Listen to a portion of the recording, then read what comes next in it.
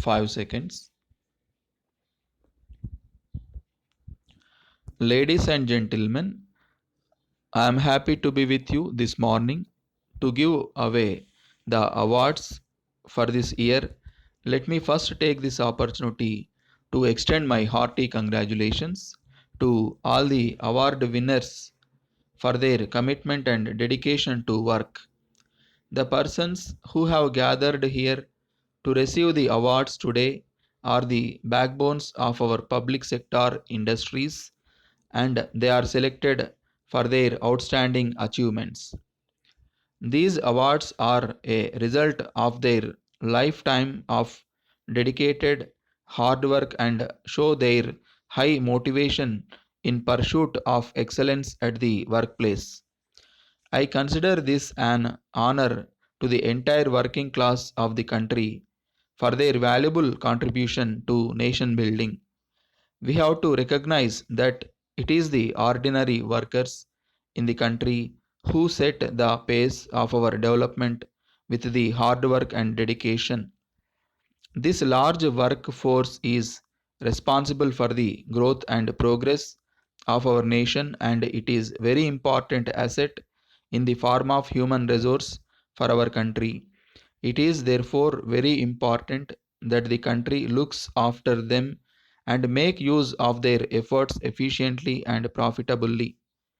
I had mentioned last year that the economic reforms are not meant to benefit any particular group of people.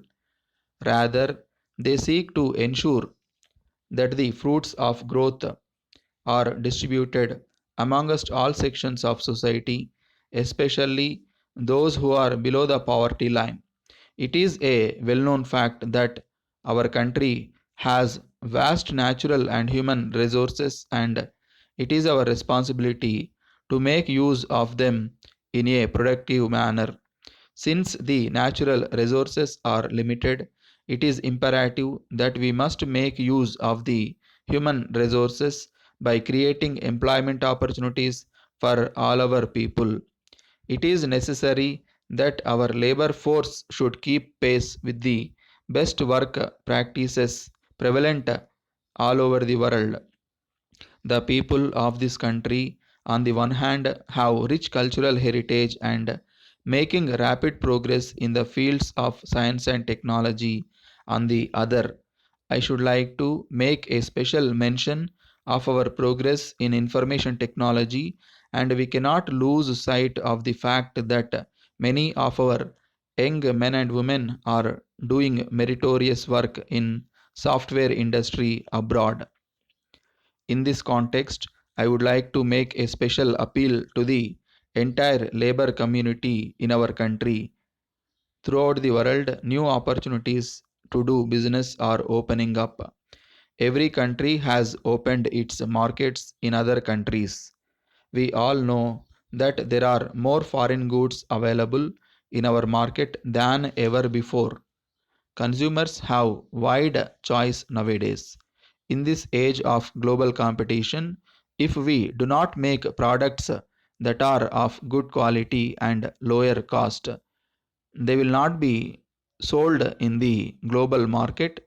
They will not be able to compete against imported goods in our own domestic market. That is why the biggest challenge before us is how to make our industry globally competitive. I do not say that this is a challenge only for our workers, our industrialists, managers, administrators, and those in government too will have to face this challenge. Let us jointly face this challenge. In all industries, whether they are in the public or the private sector, let us increase efficiency, production, and quality. Let us ensure that the Made in India label, both in our domestic and foreign markets, becomes synonymous with the best in the world. On this occasion, I wish to make one thing clear. When the government talks of labor reforms, our aim is to make Indian industry and services more competitive. letter dated 11th May 2002 from Messrs. Baby Food Products Limited, Marine Drive, Mumbai, to Messrs. Sailaja Enterprises, General Merchants, Mount Road, Chennai. Dear sirs, we are in receipt of your letter of 30th April and regret to note that 10 tins of our baby food supplied to you during the last week have been found to be unfit for consumption. On receipt of your complaint, we have thoroughly inquired into the matter and have come to the conclusion that 10 tins from the old stock had been inadvertently mixed up with your consignment. This was done by a new employee who was not thoroughly acquainted with the difference between the old and new stock. As you are aware, during our long standing business relations, instances of this type had never taken place. However, by way of compensation for these defective goods, if you can dispose them in other ways, if our offer is still not acceptable to you, we are glad to take them back. We are prepared to bear the incidental expenses in such a case. We shall be glad to know your decision in this regard at an early date.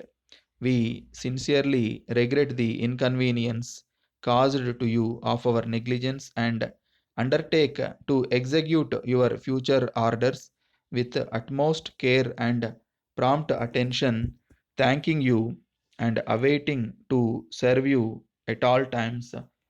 Yours sincerely,